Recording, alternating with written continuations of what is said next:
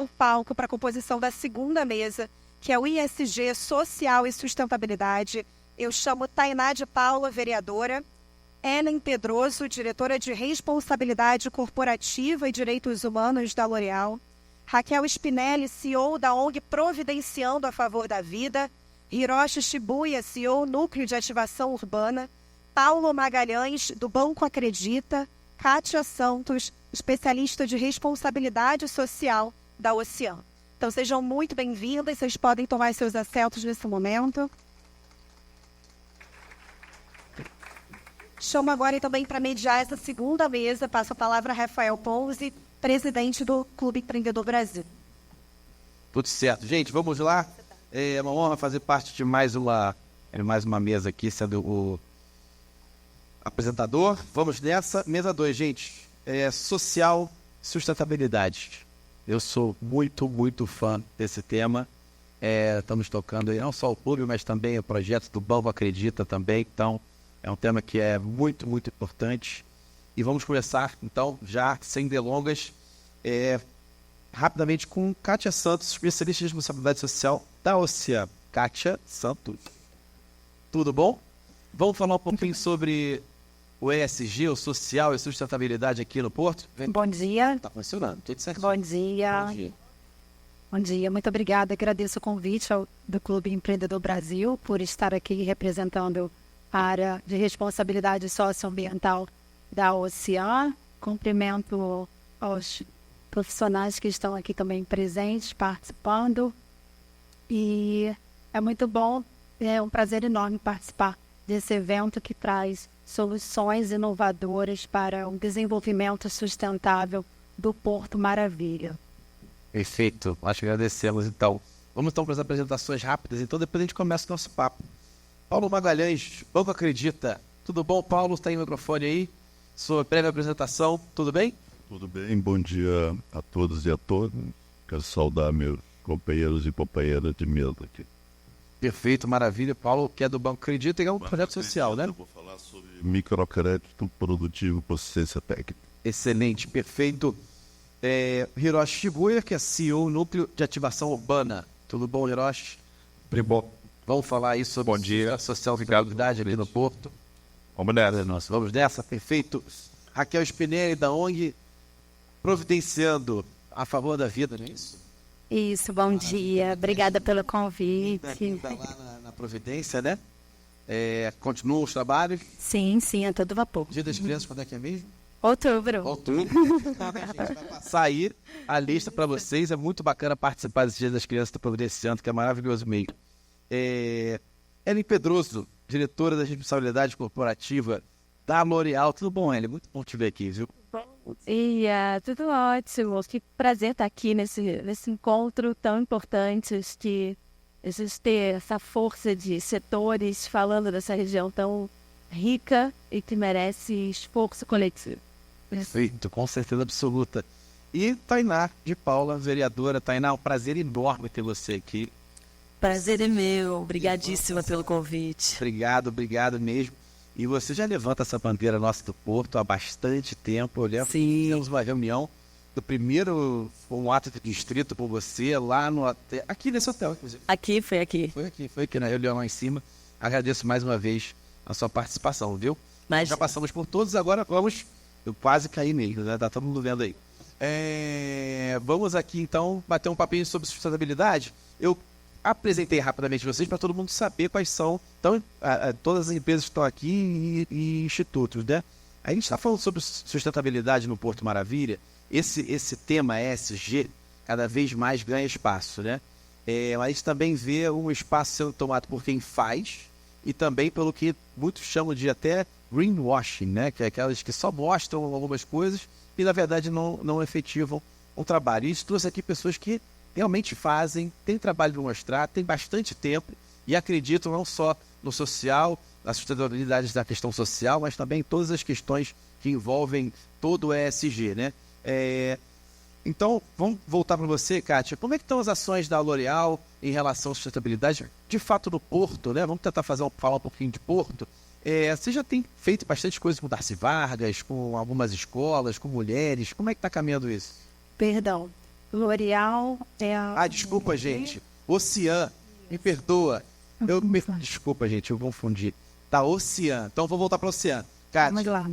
Poxa, gente, o L'Oréal é ele. Aqui eu achei que era da L'Oréal. Me perdoa. Mais uma vez, da Ocean. Como é que estão as ações da Ocean, que é a nossa, inclusive, parceira ali, nossa vizinha do prédio, né? Então é muito bom ter você aqui. Como está a Ocean com essa questão de sustentabilidade e social? Como é que estão caminhando essas questões? Bom, a Ocean é uma empresa que sempre assumiu, desde a sua existência, um comprometimento com o desenvolvimento sustentável. E tem uma preocupação muito grande, principalmente com a responsabilidade socioambiental. E desde que foi implementadas as ações e a pauta e a agenda ESG, né, a partir de 2020, a Ocean reestruturou toda a área de responsabilidade socioambiental, né, no sentido de trazer uma nova estratégia, uma nova perspectiva para essa área que antes era nomeada como responsabilidade social. E aí, com a vinda da pauta, a Ocean fez uma contratação de uma empresa no sentido de realizar todo um diagnóstico para entendermos de que forma poderíamos atuar com resultados mais eficazes. E esse resultado nos trouxe a perspectiva de fazer uma mudança estratégica, né, nomeando a área como plataforma de responsabilidade socioambiental. Porque se entendeu que a área somente responsabilidade social, ela não abarcava todos os problemas e todas as situações que eram geradas dentro dessas comunidades que estavam no nosso entorno, no entorno onde a Ocean estava inserida. Então, a partir de 2020, a Ocean utilizou uma estratégia de lançar uma plataforma de responsabilidade socioambiental que trouxe 2 linhas novas de atuação, né, que é o desenvolvimento local e humano, onde prevê aí o nosso cuidado com as pessoas, trazendo competências, né, ou seja, capacitação e competências para as pessoas.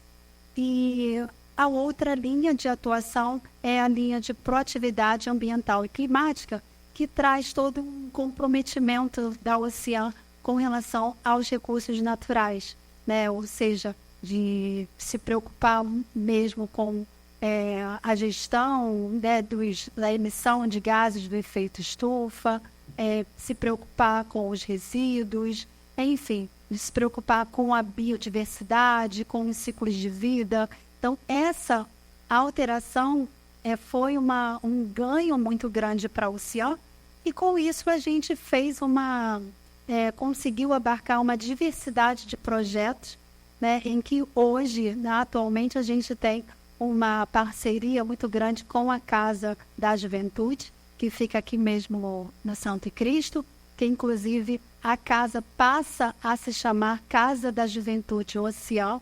É uma casa onde recebe ali, mensalmente, a casa recebe de 1.200 a 1.500 jovens, tá? E jovens que não são somente da nossa região, tá?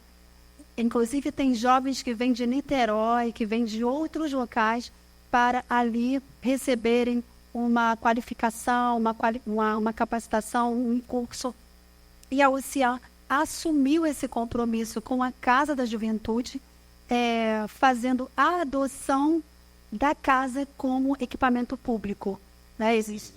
Eles chamam como equipamento público, e a Ocean fez ali toda a estrutura da casa, porque a casa, por ser uma casa muito antiga, ela não conseguia receber os jovens com dignidade. Então, a gente apoiou a casa, está apoiando a casa. Fizemos no ano passado toda a estrutura da casa, né, trazendo ali uma nova pintura, um emboço nas paredes. E esse ano a casa está linda, muito bonita, que inclusive vocês querendo conhecer, tem ali uma coordenadora, Mariana, que é muito ativa na casa e recebe as visitas com o maior prazer. E nessa casa, esse ano, inclusive a gente contratou uma empresa para fazer toda a verificação de segurança com relação à parte elétrica, porque a gente deseja fazer a climatização da casa. Vem o verão aí e os jovens precisam ter um local digno para se manterem ali dentro, né? A casa tem, em média, 25 cursos por mês, né? Atendendo aí esse número de jovens que eu falei para vocês, mais ou menos. Só esse mês de julho, foram 1.502 jovens atendidos. Caramba, presencialmente? Presencialmente. Nossa. Tá? E a casa tem, para você ver o número de jovens que a gente tem aqui na região, né? Querendo ali um curso, uma atividade, né? Para fazer. E a casa oferece cursos maravilhosos que dão ali ao jovem a possibilidade dele ter uma possibilidade de realizar vamos dizer, de empreender, né? Cursos de barbeiro, de transista, enfim. Esse é um dos projetos da UCIAN. Que estão na plataforma, não é isso? E estão na Só plataforma. se inscrever na plataforma, quem tiver aqui no projeto? Na verdade, a plataforma socioambiental, ela é um ambiente interno, Interno de vocês. interno, e que abarca, é um grande guarda-chuva que abarca diversos projetos que a gente apoia. Tá? Como é que a gente faz esse apoio? Normalmente a gente identifica a instituição, priorizando as prioridades da instituição e também a vocação da região. Inclusive, a gente já fez diversas parcerias com a CEO Raquel Spinelli, que está aqui. A gente já fez campanhas de agasalho, campanhas de brinquedos, enfim.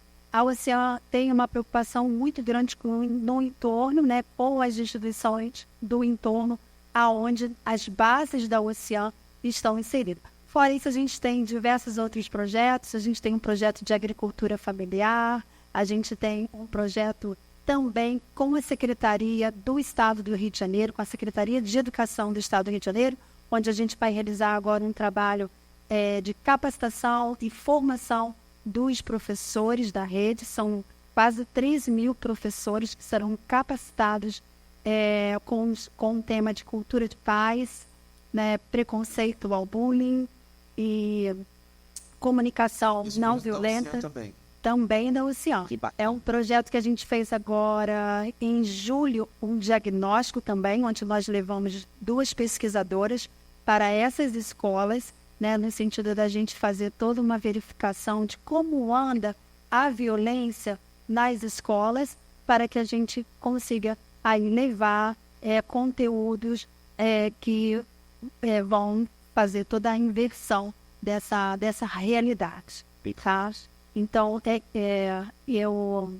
é um prazer poder apresentar alguns projetos da UCIAN e vou deixar que os meus colegas possam complementar aí a gama de projetos socioambientais que, né, podem ser realizados aqui no Porto. E eu vou aproveitar e, vamos dizer assim, fazer uma provocação para as empresas que estão aqui no Porto, que olhem para o entorno, que olhem para os projetos no entorno. Tá? Inclusive, né, como eu falei, a gente já realizou parcerias com a ONG Anita Way, a creche Anita Way, a Casa da Juventude. É o nosso desejo olhar para outros projetos, porque eu sei que aqui no Santo Cristo tem outros projetos, como o Efeito Urbano, o Céu é o Limite, não é? Céu é favela, né? Céu é favela, desculpa. É isso. E Céu é o Limite também, né, gente? É isso aí. Para eles. Então, eu, né, faço uma provocação para que vocês olhem para esses projetos que com certeza tem aí, né, algo maravilhoso a entregar para a nossa sociedade como um todo. Perfeito. A gente está aqui nesse fórum, o nome é Fórum de Soluções, né? Então a gente traz soluções. Inclusive, depois se a equipe puder trazer o livro que a gente fez do fórum do Comex Log, né? Obrigado, Lucas. Para mostrar para vocês, a gente vai entregar agora, vai começar a entregar para as autoridades, vereadora, um livro do que foi falado como soluções nos fóruns. Então, tudo que está sendo falado hoje aqui, a gente vai compilar num livro e entregar não só para as empresas que podem ter, mas principalmente para as autoridades do Executivo e do Legislativo com essas soluções que estão trazendo. Então, o que você trouxe, Kátia, da Ocean que ela faz com essa coisa interna, a gente vai levar isso como uma solução para todas as empresas e para também ter esse apoio público também. Maravilha. Perfeito, maravilha. Vamos agora a Paulo Magalhães. Paulo Magalhães, que é do Banco Acredita. Antes, gostaria de falar aqui da presença do grande Daniel Santos, que é presidente do Instituto Pro Bono, é diretor também do Instituto Brando Barbosa, aquela casa maravilhosa ali que tem no Jardim Botânico, onde tem a Casa Cor, é o diretor de lá, e também é conselheiro do Banco Acredita. É um prazer ter você aqui, Daniel. Muito obrigado. Doutor Paulo, vamos lá falar um pouquinho de Banco Acredita? Eu quero de novo saudar todos e todas aqui presentes.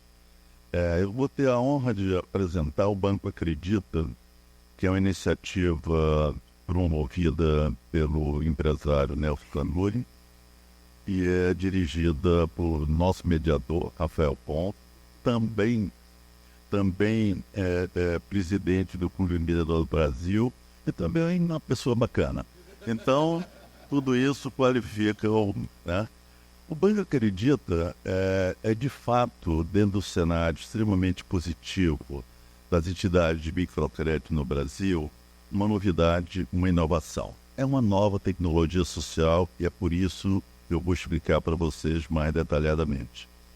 Trata-se, na verdade, de uma reaplicação ou uma tropicalização do Banco Grameen, que é um banco muito famoso mundialmente, fundado pelo Mohamed Yunus e Prêmio Nobel da Paz na Índia, em Bangladesh, e provocou uma onda de desenvolvimento naquelas localidades, fazendo um crédito barato com assistência técnica. Esse banco hoje, não só porque ele ganhou o Prêmio Nobel, mas também pela particularidade da sua metodologia e dos seus conceitos fundamentais, ele ganhou o mundo. O que nós fizemos aqui foi simplesmente tropicalizá-lo no sentido de tomar como relevância o contexto socioeconômico brasileiro. É essa a particularidade dele. Como nós sabemos, todos sabem, não precisamos provar, que as desigualdades sociais no Brasil são extensas. Eu não estou falando só da péssima distribuição de renda, mas estou falando, né, do acesso à educação, do acesso à saúde, né, do não privilegiamento dos grupos mais vulneráveis.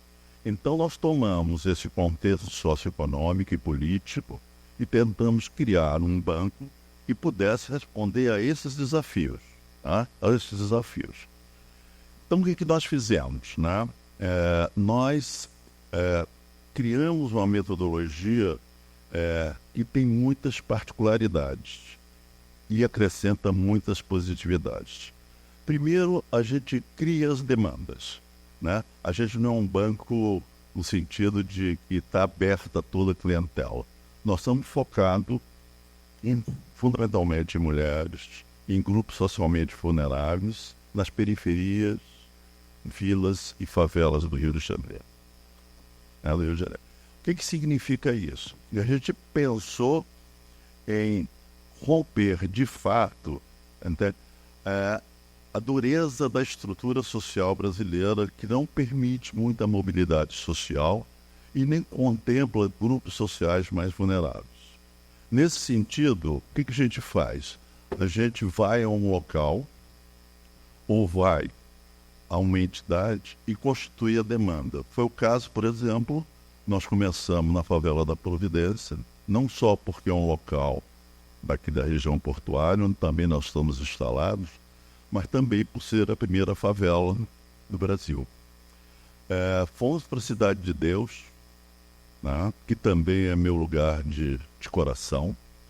Fomos para o Santa Marta, também privilegiamos outras instituições, como a Asplande, que é um grupo, uma ONG com muita trajetória, o Instituto Carlos Chagas e outras entidades, classificados negros, e outros grupos mais vulneráveis. O que nós fazemos? Nós pegamos uma referência local ou uma instituição que tem uma presença forte no campo social e formamos uma demanda que basicamente hoje, por geração espontânea, é basicamente de mulheres pretas, empreendedoras, de periferia, dessas localidades que nós estamos falando, e oferecemos um crédito. Qual a particularidade desse crédito? Primeiro, a gente pensou sempre em olhar para o futuro, não para o passado. Isso significa também que, absorvendo o contexto socioeconômico brasileiro, nós não fazemos análise de crédito. Isso é, as pessoas que estão negativadas são informais, são formais, não nos importa, a gente não analisa o crédito.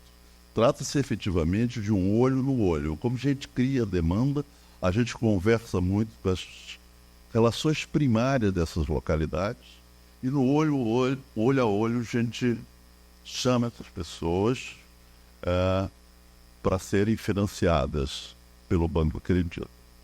Nós oferecemos um crédito de até R$ 3.500 e outra particularidade muito importante é que esse recurso ele é dividido em 24 prestações, portanto 2 anos, com 3 meses de carência e o mais significativo é que é sem juros. A gente tem apenas uma taxa de administração cobrada uma única vez de 1%. Portanto, eu estou falando que a superação das desigualdades no Brasil, a inclusão socioprodutiva, depende fundamentalmente de uma ferramenta que é o crédito barato para quem está nas periferias e que sabe empreender.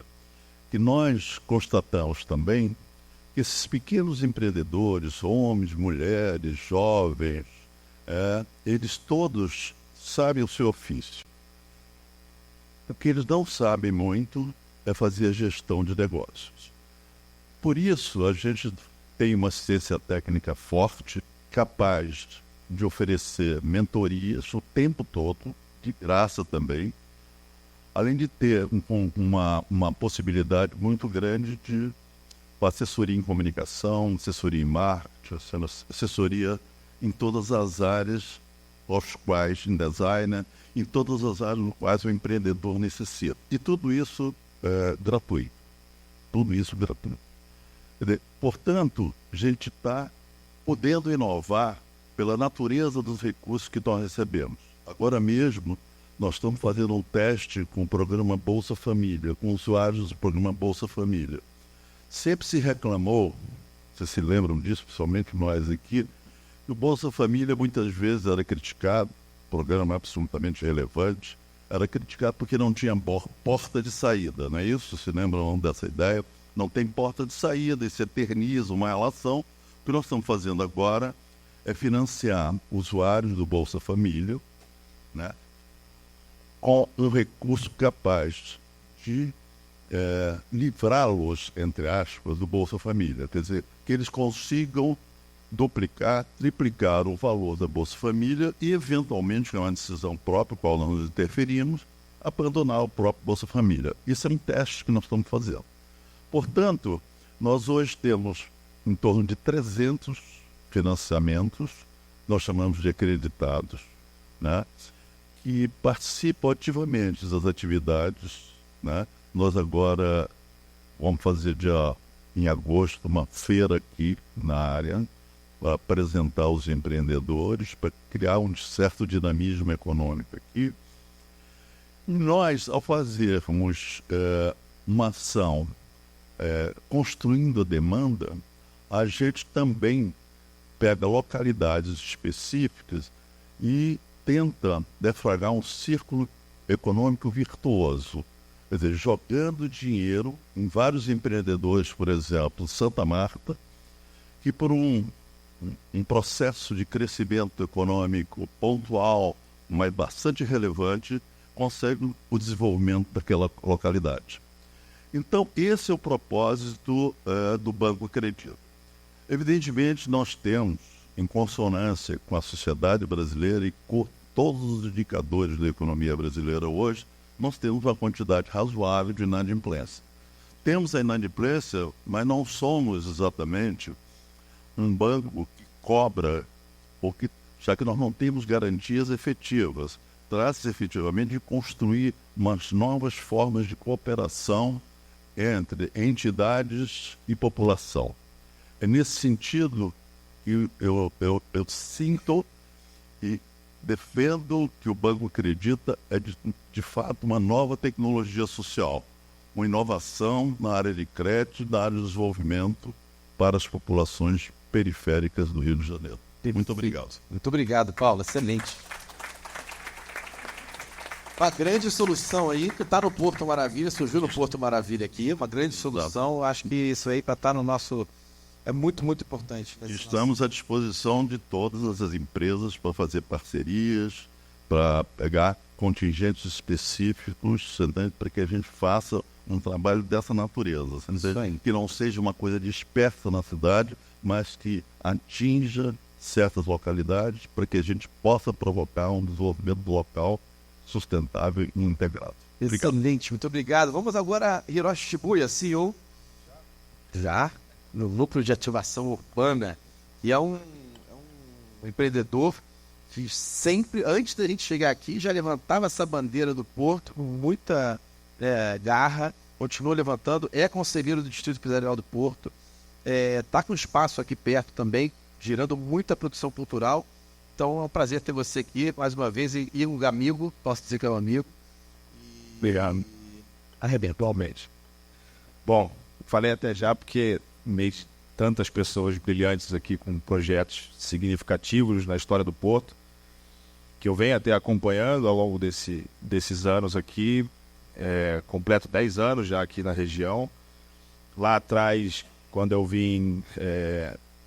primeiro espaço, né, que a gente assumiu aqui e começou a desenvolver no território era um stand de vendas da Odebrecht aqui do Porto Novo, e com uma atuação até do Armando e a Zeta, que foi eu sempre uso ele como um grande exemplo dentro do território do Porto, porque ele foi o primeiro aqui a ter essa visão de placemaking, de desenvolver, de que era necessário gerar visibilidade para o território através de ações não só pautadas em cultura, em turismo, em desenvolvimento socioeconômico, mas também com o social, né? E ao longo desses 10 anos você vai identificando, obviamente falando até de soluções, coisas que funcionaram, deram muito certo, outras que deixaram de funcionar por conta, né, da mudança. A gente tem uma mudança tecnológica muito grande, as coisas evoluem. Há 10 anos atrás, ter um espaço com internet gratuita era algo muito bacana, e ainda assim já tinha um desafio, porque a própria população local, né, e as comunidades, ela não conseguia se ver pertencente àquele espaço. Então, através dos parceiros das empresas, foi construído um espaço, colocado máquinas, computadores, internet, Wi-Fi, e aí a gente tinha uma grande dificuldade, que era fazer com que essas pessoas viessem ocupar esse espaço. E uma das estratégias que foi utilizada lá atrás era justamente trazer a cultura, respeitando a cultura local, trazer a música, o entretenimento e diversas ações, porque também era uma forma de você conseguir gerar contratações de mão de obra de uma forma mais rápida, né, e fazendo com que eles, pelo menos através do trabalho, né, na participação ali em diversos cargos, atuando ali, às vezes até como voluntários, mas recebendo seus cachês e etc., eles começassem a ter o primeiro contato com esses espaços, com essas empresas. Eu lembro que lá atrás tinha uma dificuldade muito grande até da população local aqui, das comunidades do território, conseguir olhar para essas empresas e se sentir parte disso, ou sentir que tudo isso que estava sendo construído no Porto, que vem sendo construído, também é pensado para eles. Inclusive, essa é uma provocação que eu faço há bastante tempo, até dentro do próprio distrito, entre outras iniciativas, porque a gente tem o desenvolvimento de grandes edifícios e prédios aqui corporativos, agora os residenciais, diversos aparelhos de turismo e cultura, etc. Eu sei que muitos realizam, como a própria Ocean, a L'Oréal, entre outros, diversas iniciativas aqui no entorno, mas se vocês forem olhar bem a fundo, muitos desses jovens, eles não conseguem olhar numa perspectiva de futuro, que o futuro deles está no Porto. E eles são moradores locais, né? E como você pode construir isso? De que forma a gente pode pensar como empresa, eu como empresário aqui dentro do território, cada um dos diretores que estão aqui dentro, como é que a gente pode olhar para esse jovem, não só no desenvolvimento de carreira deles, no desenvolvimento de formação, com olhar de empregabilidade no social, mas fazer também com que ele olhe para todas essas grandes empresas que existem no Porto. E o território do Porto ele é muito único em relação a isso no Rio de Janeiro.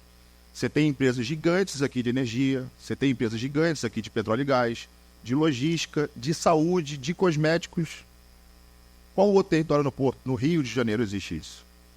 Agora, como a gente pega esse morador daqui do entorno, das comunidades e os próximos 20 mil, né, que é a expectativa hoje da Cury, ter feito um brilhante trabalho, inclusive sempre se demonstrando muito preocupada nesse sentido, e integra eles para que eles cresçam nesse porto e a gente tenha novos fóruns aqui, se sentindo parte disso, onde ele não vai ter que, por exemplo, descer ou pegar 2, 3 horas de carro, que é uma dificuldade, a gente perde. Eu morava em Vargem Grande, né, muitos anos atrás, e já trabalhava no centro. Eu perdia 2 horas e meia do meu dia para vir, 2 horas e meia para voltar. Dormia cerca de 6, 7 horas. No final, quanto sobra depois do que você trabalha? Só que aqui a gente tem um território diferente. A gente tem um território com potencial único na história do Rio de Janeiro. E o momento de construir isso é agora, é na construção. Porque depois que tiver super desenvolvido, todas as empresas, diversas empresas instaladas, etc., isso fica muito mais difícil.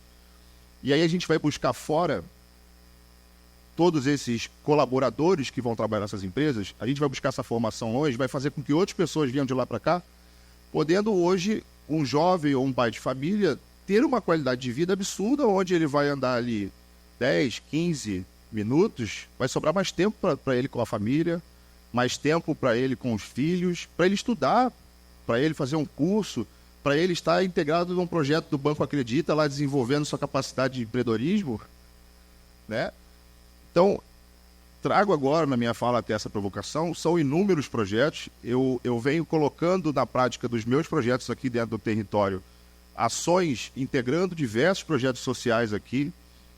Se eu faço um festival hoje de música que a gente consegue atrair 70, já atraímos até 150 mil pessoas para cá durante um verão, por que não eu não posso pensar numa contrapartida de que isso fique para o território?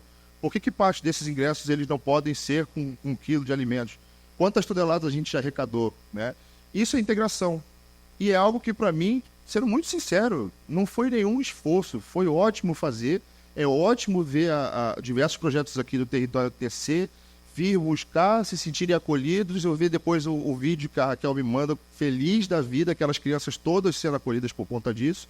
E eu acho que é o caminho que eu posso, aos poucos, dentro das minhas iniciativas, inclusive dentro da minha relação de trabalho, dentro dos meus serviços, das coisas que eu executo, e integrando o território. E não é só a gente empregar, né? Eu venho provocando já há um tempo o distrito para que a gente comece a criar alguns encontros com os adolescentes e os jovens daqui, com os diretores das empresas que estão aqui. Por que esse encontro? A maioria desses jovens, desses adolescentes que estão ao território hoje, eles não sabem, por exemplo, quais são as empresas que existem aqui. E se elas existem aqui, o que eu preciso fazer para trabalhar na Ocean? Quanto ganha um colaborador hoje da Ocean? Quanto ganha hoje um colaborador hoje da L'Oréal? Qual é o principal cargo? Aonde eu preciso formar um curso técnico? É um tecnólogo? É uma faculdade? Onde fica? E eu estou trazendo tudo isso porque o embasamento do fórum, né, é de soluções. Eu quero provocar justamente para que todos que estão aqui hoje, sejam como sociedade civil, a privada e o poder público, possam construir isso em conjunto. E são ações pequenas que não custam nada. Dá para fazer. Eu sei que muitas empresas, por serem muito grandes e verticalizadas, têm processos ali mais burocráticos e complexos, às vezes, para fazer essas relações, mas às vezes tem ações menores que também geram impactos muito grandes.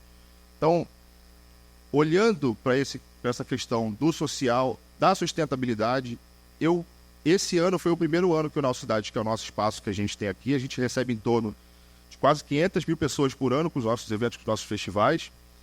Eu sei que todo mundo tem na cabeça agora, falou assim, mas quando o prédio chegar ele vai ter que parar. Sim, de fato. Isso não vai acontecer, os eventos com palcos com 10, 8, 7 mil pessoas aqui.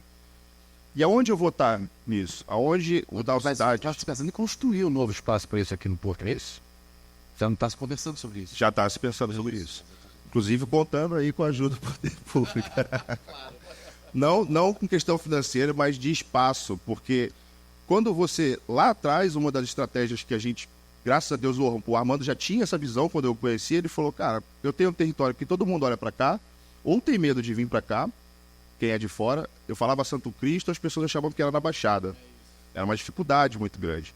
E até quem está dentro não consegue se sentir pertencente. Olha que distanciamento absurdo. E aí a estratégia de trazer os grandes eventos, os grandes artistas. Todos os maiores artistas hoje da música brasileira já tocaram no Porto Maravilha dentro dos nossos projetos e até de projetos parceiros que a gente trouxe. Isso vai acabar, num certo momento, com a chegada dos prédios. Isso não é o fim para o nosso cidades, não é o fim para o que a gente faz. Pelo contrário, nossas cidades hoje a gente está lá correndo bastante, inclusive com outros espaços, preparando o espaço para receber formação, para receber ações de empregabilidade, seja pautadas na música ou na sustentabilidade. E aí, falando até de sustentabilidade, eu nunca tinha me atentado na quantidade de resíduo gerado dentro do meu espaço. Fala-se mais e mais e mais por conta das questões que a gente tem vivido. E aí, quando chegou em janeiro desse ano, nós trouxemos a cooperativa, a Coop Santa, né, junto com a Manguetal, entre outras iniciativas. Eu falei assim, eu vou fazer um teste no nosso espaço durante um ano. Nós estamos agora entrando no mês de agosto, para entender o impacto disso e de que forma eu consigo mudar tanto economicamente a estrutura desses catadores, quanto também o que eu faço com tantos resíduos assim. E aí me assustou quando eles me trouxeram o primeiro relatório trimestral, que eu fui ver, a gente já tinha 280 toneladas de resíduos. E eu falei, cara, tudo isso de latinha, tudo isso de vidro? Ela não. Papelão, plástico, madeira, proveniente de cenografia, proveniente de montagem de palcos, carpetes. E o que dá para fazer com isso? Muito não se recicla, não vale nem a pena o custo disso. Mas é importante saber qual é a direção que a gente dá. E aí eu olhei e falei, bom, se eu estou hoje pensando que eu tenho que olhar com um olhar mais verde, principalmente pela urgência climática que a gente tem, de que forma eu também começo a potencializar não só o impacto que eu gero com os meus resíduos, mas o território que eu vivo. E é um questionamento de diversas pessoas que me pedem para vir para cá até ajudar com comércios, pessoas que querem implantar seus comércios na região. E quando eu levo elas para visitar alguns espaços, elas entenderem as ruas, eu faço isso com o maior prazer. Quem precisar pode me ligar. Se eu não tiver tempo, eu vou achar algum tempo, porque eu quero que as pessoas venham para cá. Uma das primeiras coisas que eles falam, vai ter muita poeira, é muito quente, não tem árvore. Como é que você coloca uma relação de comércio num ambiente tão seco, né?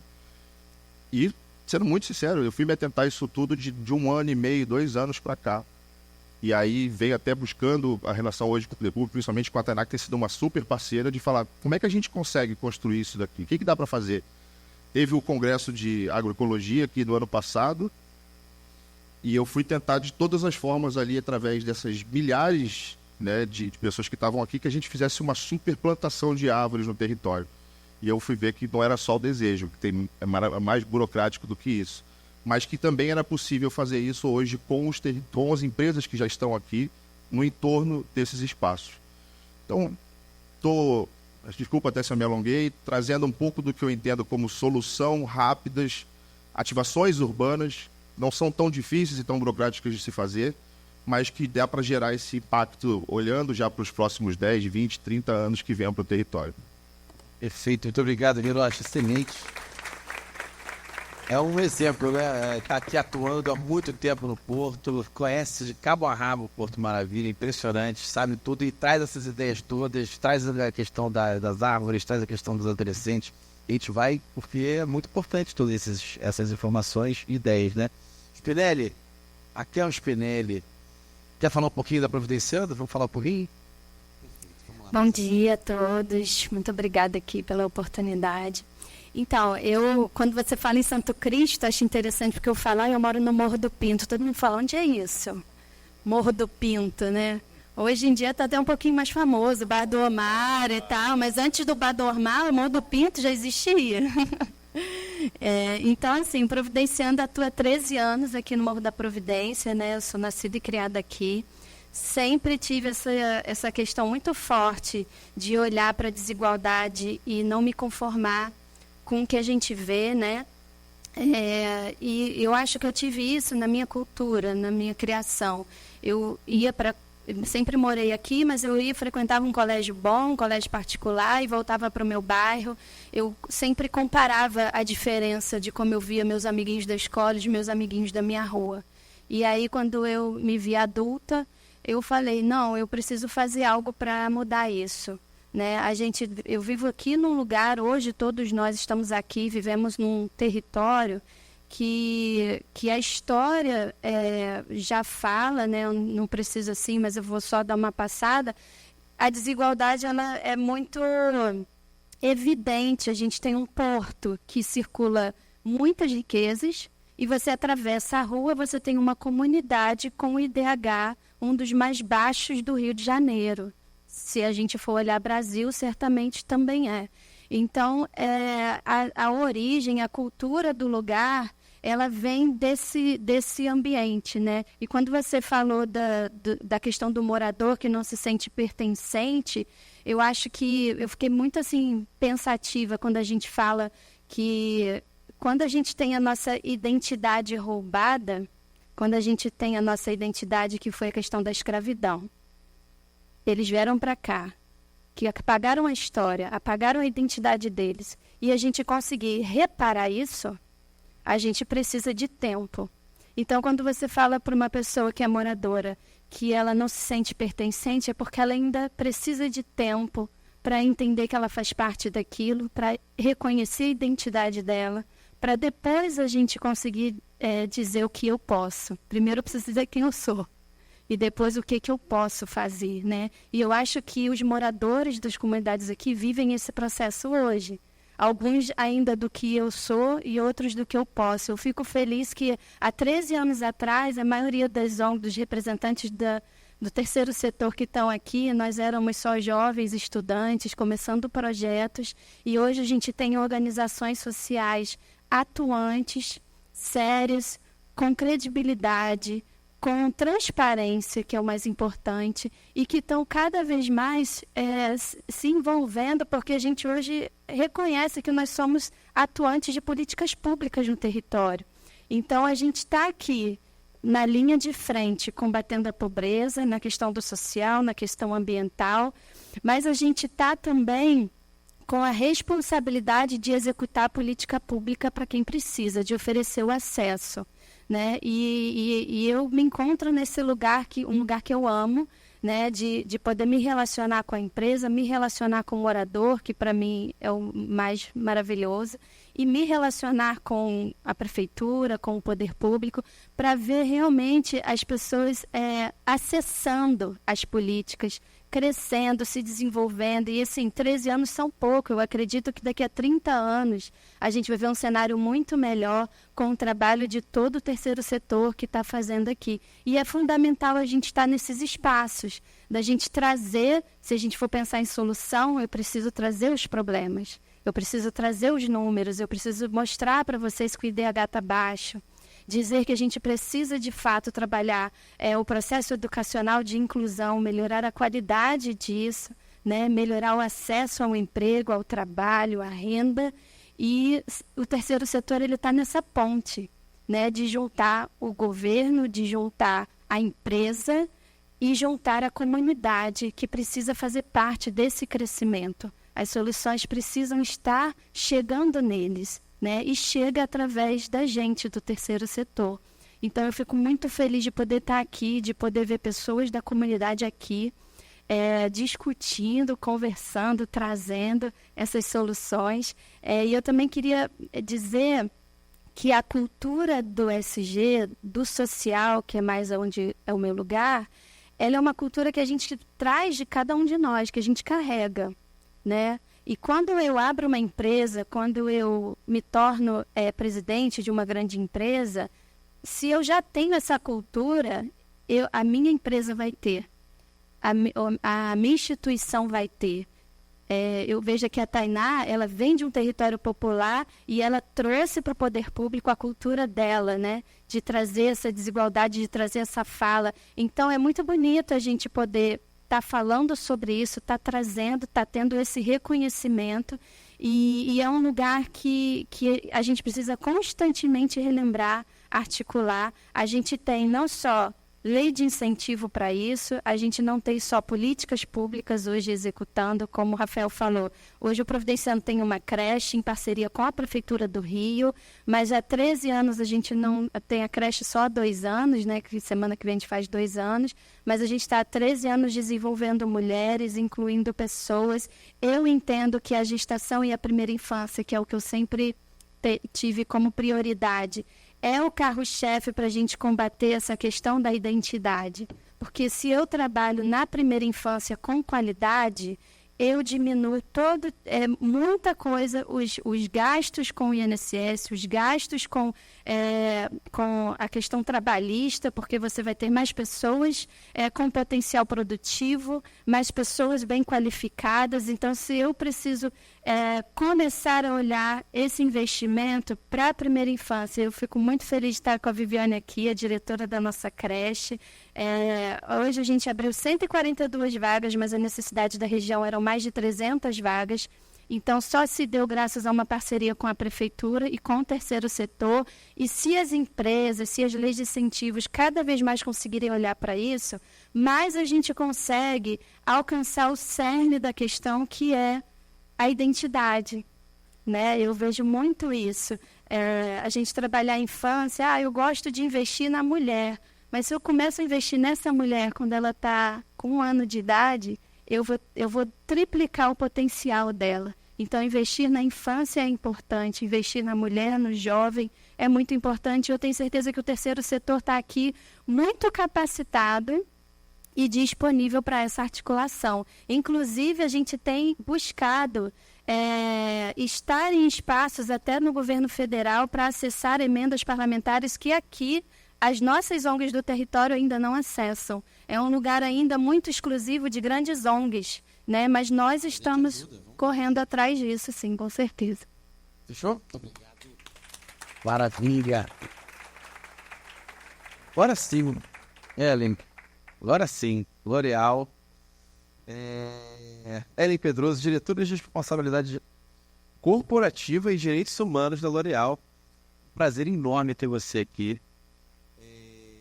Vamos falar um pouquinho de L'Oréal, de todas essas ações que vocês estão fazendo por aqui? Eu fico super feliz de ter ouvido todas essas iniciativas, porque a L'Oréal está fazendo 65 anos esse ano. E a gente está construindo um super evento, e uma das nossas visões, né, muito inspirada no que a gente faz globalmente, a gente tem uma estratégia global que chama L'Oréal para o Futuro, que tem 3 pilares, e um deles é como a gente empodera as comunidades onde a gente atua. E a gente tem uma história do nosso presidente, né, o Marcelo Zimex, que quando ele chegou no Brasil, ele é o primeiro brasileiro, ele foi o CEO da Argentina, ele chegou para ser gerente, general manager, né, de uma das nossas divisões, que é de grande público. E ele conversando no nosso prédio, que fica aqui, né, aqui na Varanda do Tecen,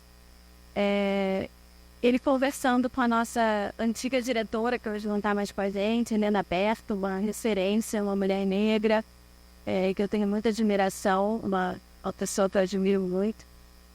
Ela estava tirando foto do Cais do Balão. E ele falou: por que você está tirando foto dessa praça, né?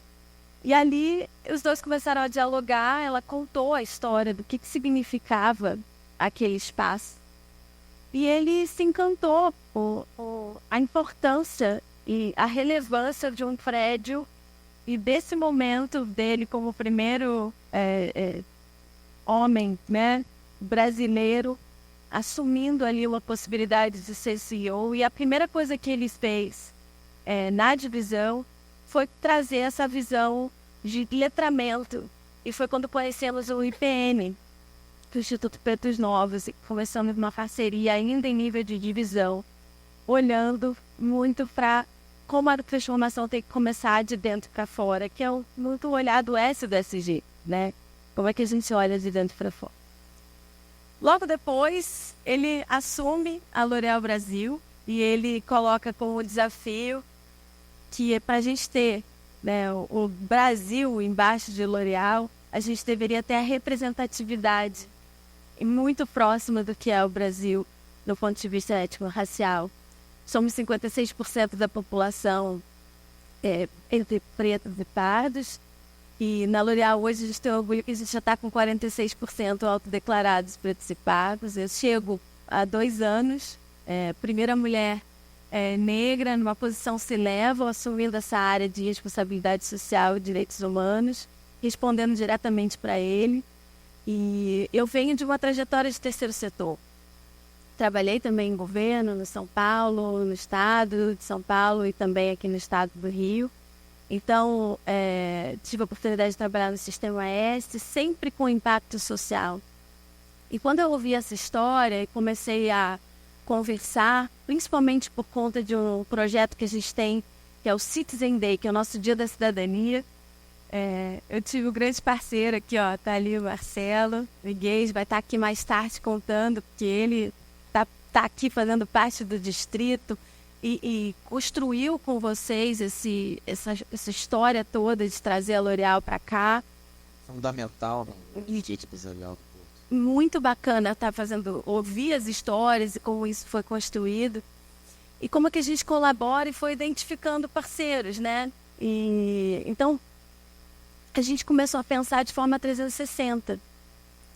É lógico que o social, o impacto para fora, ele é super importante. A gente pensar como que os fundos internacionais da Fundação L'Oréal, que eu, trazendo esse olhar de captação internacional, porque eu costumo dizer que quem trabalha no terceiro setor, a gente é captador sempre, né? Então, a gente capta recurso externo, a gente usa o recurso, somos parceiros usando recursos de leis de incentivo, mas como é que a gente olha para dentro da própria empresa e tenta fazer esse olhar da empregabilidade, o olhar de oportunidade de comunicação, de letramento. Então, contando rapidamente o que a gente está fazendo hoje, né? E eu convido já, inclusive, fica aqui um convite para a nossa festa de 65 anos, que vai ser um grande evento de empreendedorismo, de empregabilidade, de estímulo à inclusão produtiva.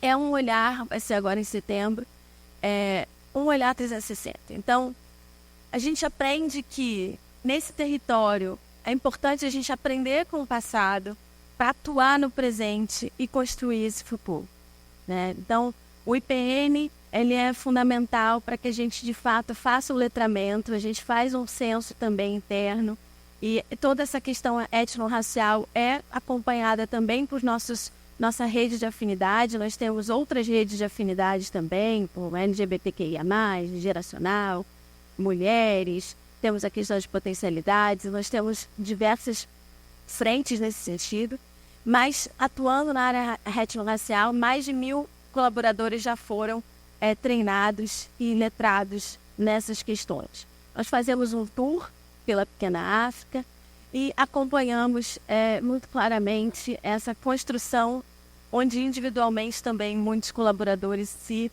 identificam e se constroem a sua identidade também como pessoas negras, e eu faço parte dessa história também. Então temos essa frente.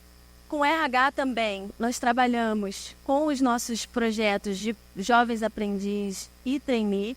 Então, também junto esse ano, nós vamos estar somando forças e fazendo um evento para 500 jovens, para chamamento, junto com as ONGs parceiras. Então, a gente está nesse momento de articulação para fazer uma grande seleção de jovem aprendiz. Então, vai ter um movimento aí de seleção para a região, para que a gente poder trazer essa porta de entrada. Então, vai ser um grande movimento também trazendo esses jovens.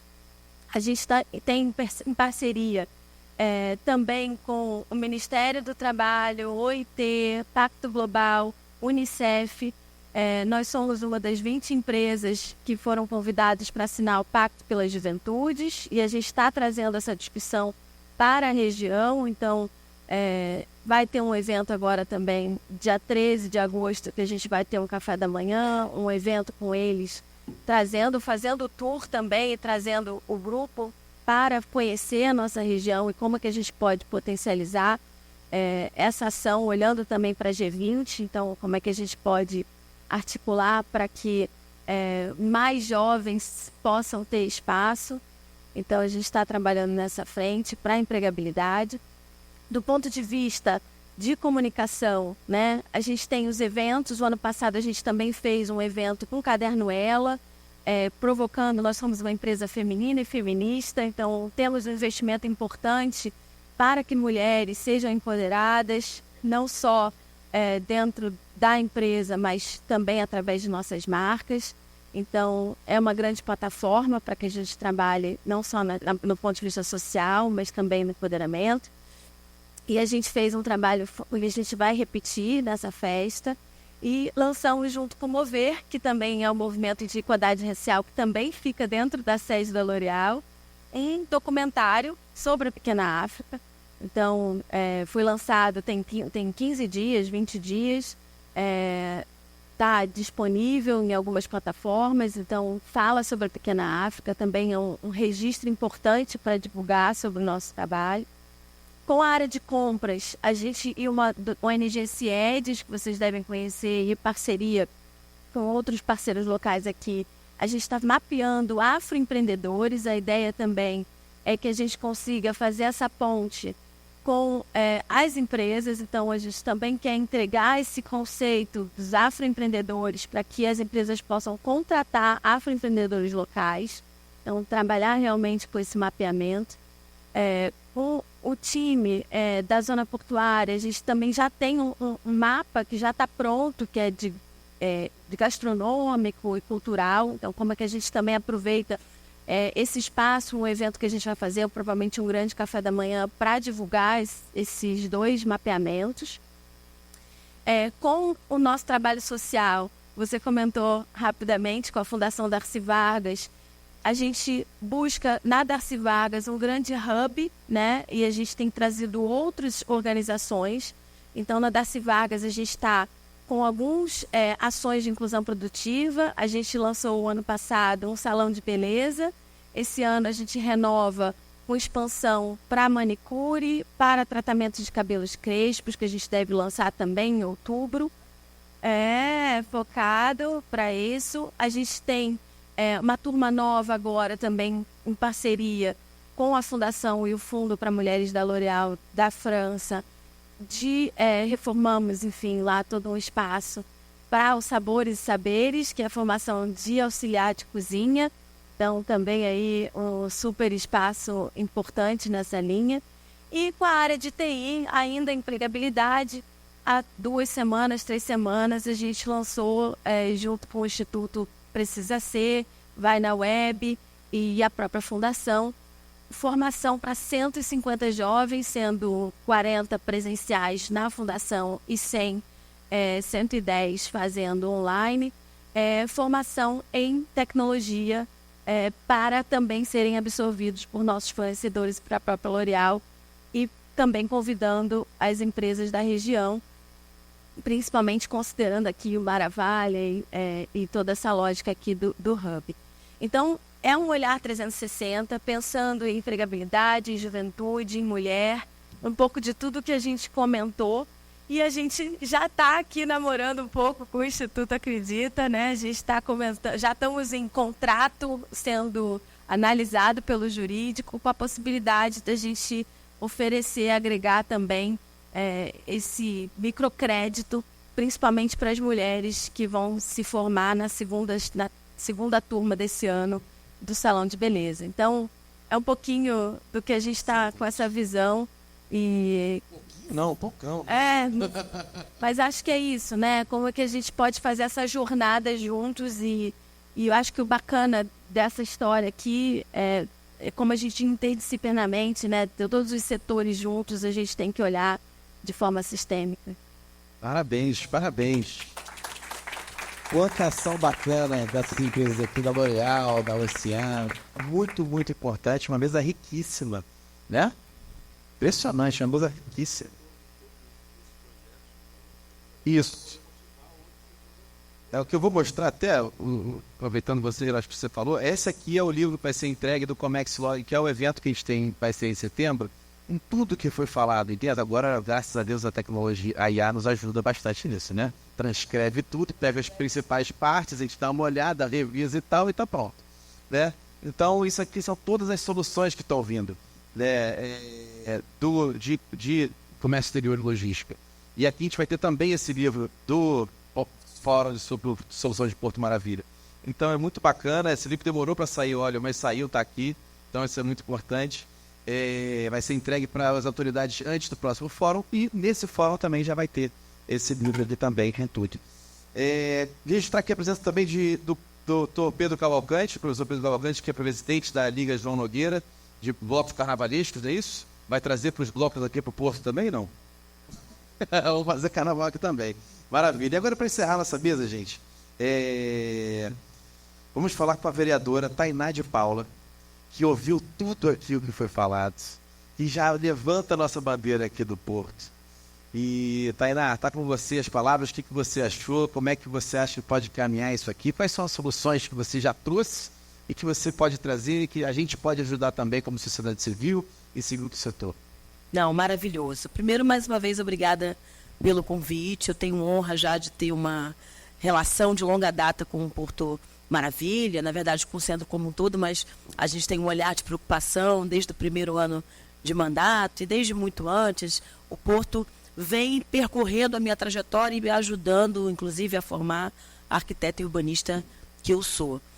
E acho que nesses últimos anos cabe talvez uma historiografia do que a gente tem feito e talvez finalizar a mesa com o voo de águia do para onde a gente vai e como é que a gente conecta todas essas iniciativas, pensando essa chave ESG que projeta o futuro do Porto e projeta, na verdade, o futuro da cidade do Rio de Janeiro. Eu encaro o Porto Maravilha como um grande exemplo, não só para o Rio de Janeiro, como um grande centro urbano, como um centro que impulsiona outras áreas da cidade. Existe uma dimensão do centro abrigar outros moradores, outros trabalhadores de outras regiões do Rio de Janeiro e, na verdade, até da região metropolitana. O Rio de Janeiro é uma cidade metrópole, é uma cidade importante na cena nacional e na cena da América Latina. Gente, é muito importante posicionar o Porto como uma das iniciativas urbanas mais importantes da América Latina em se tratando de grande centro urbano e se tratando de cidade portuária. Poucas cidades foram tão bem sucedidas na forma de reestruturar, reformular, repensar a sua área urbana, entendendo que isso não é só um drama do Rio de Janeiro, é um drama do mundo. Como é que a gente ativa sem expulsar os mais pobres para mais longe? Como é que a gente não encarece esse território? Como é que a gente mantém grandes empresas como a L'Oréal, como a Ocean, como tantas outros investidores aqui, mas também agrega o microempresário, o microempreendedor. Eu bato muito nessa tecla, eu sou muito defensora, fiz legislações, inclusive, sobre isso, pensando na flexibilização para o pequeno empresário, para o pequeno produtor, poder também comprar um lote, conseguir desmembrar o seu lote aqui na região, porque a L'Oréal precisa de uma manicure que tem uma portinha perto, os nossos grandes empresários da região precisam da padaria, do sacolão, do pequeno comerciante. Eu quero saudar aqui a iniciativa e a presença da Cure na região, mas quando a gente pensa em 5 mil, 10 mil moradores nos próximos 10 anos aqui no Porto, a gente está falando que a gente vai precisar cada vez mais de lavanderias, de comércio local, de sensação de bairro. Então, transformar o Porto de boutiquins. Paulo mostrou uma pauta que é uma das mais importantes do Rio de Janeiro. Eu reforço com ele que a gente precisa atrair restaurantes, boutiquins e, claro, essa vida de bairro que dá a cara do Rio de Janeiro, que dá a dinâmica urbana que a gente quer para o Porto Maravilha também. E na chave do ISG ainda, eu quero começar pelo meio, pelo social, porque várias iniciativas aqui focaram muito nessa chave.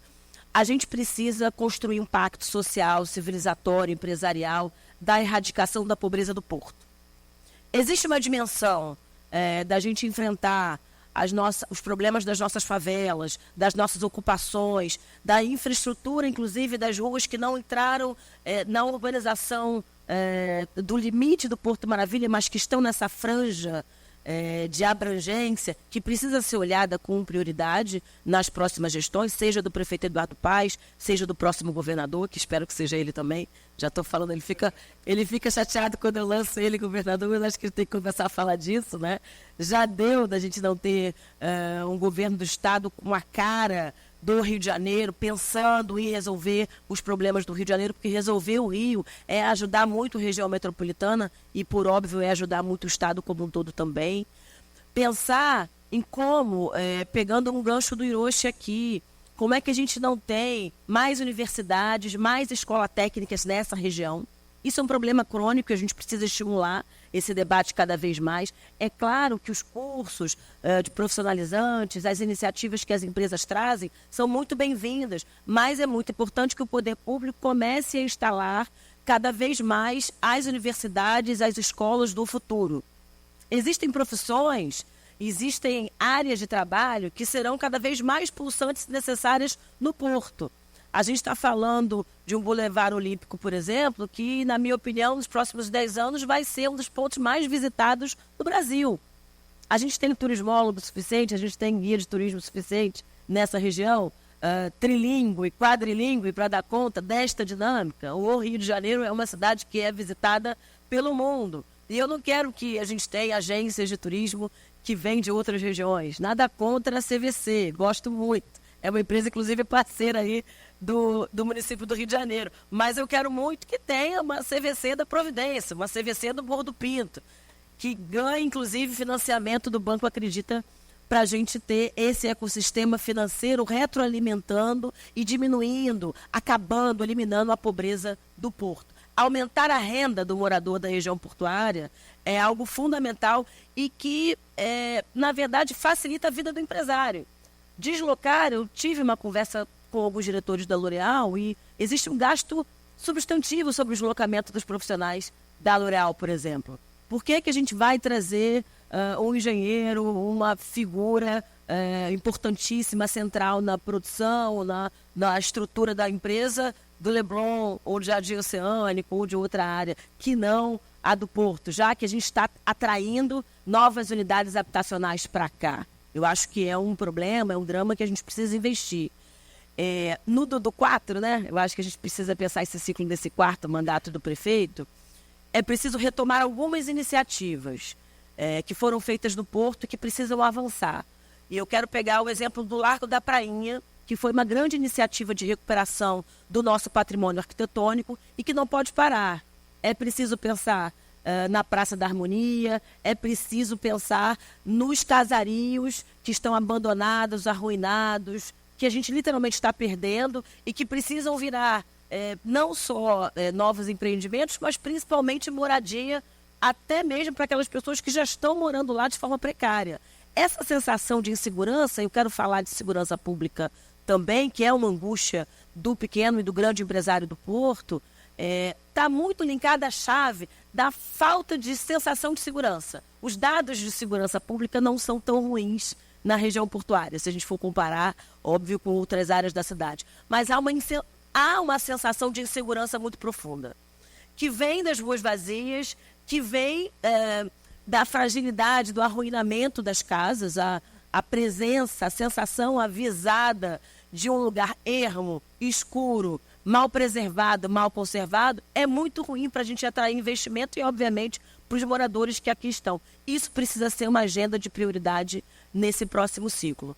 E puxando a sardinha para mim, para a minha praia, que é a praia ambiental, fui secretária de Meio Ambiente aqui do Rio de Janeiro, muito dedicada a uma dimensão que é a consciência ambiental. Eu sou muito pró-educadora ambiental, então a criação das Guardiãs das Matas, quero saudar aqui, vi algumas Guardiãs das Matas presentes na plateia, quero falar que esse trabalho de formiguinha é muito importante no que a gente chama de virada de chave da consciência ambiental portuária, mas que precisa ganhar escala não só dos geradores de lixo domésticos, que são as favelas, que são as ocupações, mas também do grande empresariado e da própria prefeitura.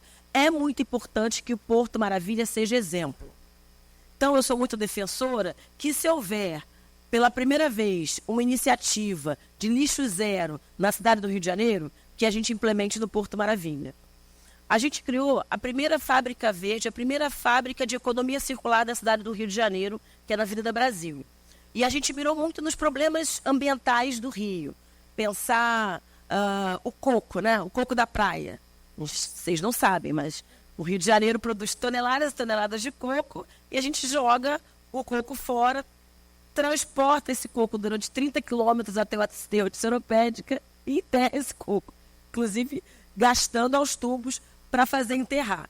E a iniciativa lá de pensar esse ativo da economia circular é transformar esse coco, que antes era um problema, numa solução. Transformar esse coco em móvel, transformar esse coco em areia de gato, transformar esse coco como renda. Sim, claro. Desculpa interromper, Claro. temos uma iniciativa de um empreendedor do Santa Marta que transforma coco, ele tritura o coco, transforma o coco no pó de alguma coisa que os Estados Unidos compra bastante. Isso, sim. Prestou dinheiro para ele. E vocês estão financiando. Maravilhoso. Ele fazia a máquina, então esse exemplo perfeito que exatamente é isso que você está falando. É muito importante trazer uma fábrica verde aqui para o Porto. Já que a gente está em cases, né, pensando nessa marca Rio de Janeiro, de, olha, um bairro exemplo do ponto de vista ambiental, do ponto de vista social.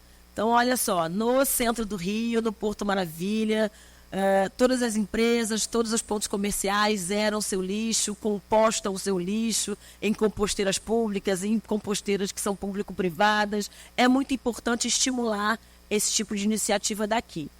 E para fechar, o que eu acho que vem aí, né? Aquele slogan de política tradicional, né? Bem principiante. Existe uma chave que é a gente mirar que isso aqui é a fotografia do Brasil. A gente falou aqui da matriz racial do Porto, nós falamos dos 500 anos de história que existem aqui e como, no final do dia, toda a cidade quer ter um pouco de Porto Maravilha para chamar né, de seu e mirar como exemplo. É muito importante que esta cena entenda que ainda tem, né, a enfrentar e pensar como é que a gente melhora o nosso transporte, como é que a gente vai ser, por exemplo, o primeiro bairro que vai ter 100% da sua energia limpa, seja no nosso VLT, mas também seja nos nossos ônibus e também nos nossos carros de aplicativo. Eu gostaria muito, assim como a Uber tem a iniciativa lá em Nova York, de ter os primeiros carros elétricos no centro do Rio, assim como o centro de Nova York também. Eu queria muito que os primeiros patinetes a biodiesel viessem para o Porto Maravilha. Eu queria muito que os primeiros carros elétricos públicos e os pontos de recarga pública de carro elétrico fossem no Porto Maravilha. Como é que a gente faz um pátio ou uma fazenda de painel solar para alimentar e zerar o custo de energia das nossas favelas aqui do Porto? É muito fundamental e necessário a gente pensar nessas soluções que miram, claro, os nossos problemas, mas criam as soluções desse novo futuro, de Rio e de Brasil. Viva o Porto Maravilha, viva as soluções ambientais possíveis. Muito obrigado. Olha, uma mesa de peso mesmo. Muito bacana a sua fala, vereadora. Parabéns, obrigado por levantar essa bandeira. Parece que eu moro aqui também no Porto, desde que eu nasci. Impressionante, eu levanto aqui mais do que onde eu nasci. Gente, muito obrigado mais uma vez. Lembrando aqui que temos vários empreendedores aqui de diversos setores. Você falou, inclusive, agora de energia solar. Temos um empreendedor que é aposentado da Petrobras e que criou uma usina, não é usina? Uma associação que é uma usina de energia elétrica, não é isso? Então ele tem muita ideia bacana aqui, espero que vocês conversem agora, mas antes da conversa, temos ainda na mesa 3 que vão ter os equipamentos, tem a Junior Achievement aqui, também agradecer a participação da Junior Achievement, que é uma ONG de 100 anos de empreendedorismo, atua em mais de 100 países, e a presidente está aqui com a gente, que é a Graziella. Obrigado, Grazi, por estar aqui com a gente. Então, vamos ter a mesa 3 ainda, que vai ter um mediador espetacular chamado Shibuya, vai estar aqui com a gente também mediando, exatamente com os grandes equipamentos. Vai estar a Upstar, vai estar vai ter uma galera aí que depois vão apresentar, né? Tô atropelando já a Luana. Mas agradecer vocês mais uma vez, diga. O microfone ali, vocês viram? Diga. Pode falar, já ligado. Inclusive, se eu puder complementar, Shibuya, agradeço aí a participação com certeza de todos. Se eu puder complementar, eu quero conversar sobre esse trabalho que você sugeriu aqui, porque na Casa da Juventude a gente fez uma reunião querendo levar para os jovens essa questão de como conhecer um pouco mais as funções das empresas, né, o que elas fazem, principalmente da empresa da Ocean, que é uma empresa de petróleo e gás, e a gente está aí desenhando um projeto para os jovens daqui da região do Porto, no sentido de levar para eles esses conhecimentos, né, essas funções e de que forma eles podem se qualificar, né, e com o nosso desejo, com certeza, de fazer absorver alguns jovens ou os jovens que tiverem a preparação para estarem conosco na Ocean. Já está até pronto. A gente desenhou isso em maio desse ano. Maravilha. Inclusive, até a questão de ter um território 100% verde também já vem sendo desenhado. E o Porto é a primeira e única possibilidade que a gente tem de fazer isso, né? Aproveitando que ainda não está 100% ocupado, a gente pode gerar esse comportamento com os novos moradores. A gente tem possibilidade, através do Distrito Empresarial, de gerar o comportamento também de um pensamento sustentável com as empresas, com os aparelhos de turismo e cultura que tem aqui. Então, em termos de possibilidade, é o único território possível da gente construir isso, que pode servir como vai ser o grande exemplo do Rio de Janeiro e até para o Brasil inteiro. Maravilha. Muito bom. Obrigado, pessoal. Vamos nessa.